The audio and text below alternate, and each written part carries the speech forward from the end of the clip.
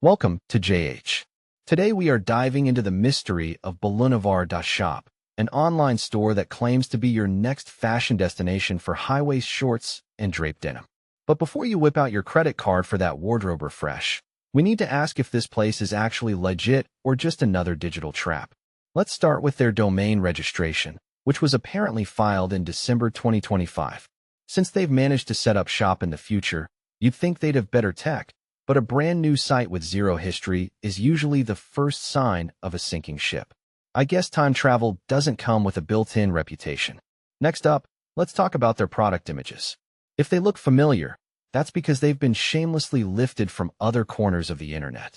It's almost as if they don't actually own the clothes they're selling, which is a bold strategy for a retail business. Then there is the social media presence, or rather, the total lack of it. We searched every major platform and found absolutely nothing. No pages, no activity, and zero human interaction. In an age where even my toaster probably has a TikTok, a fashion brand with no social footprint is basically a ghost ship wearing a trendy hat.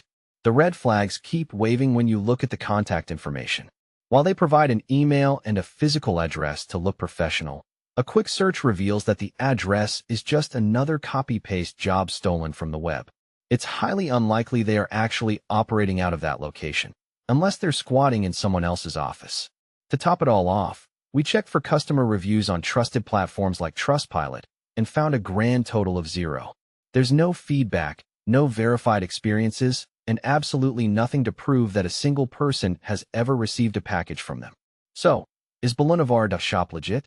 Between the futuristic registration date, stolen images, fake address, and the deafening silence from actual customers, this site is practically a textbook example of what to avoid.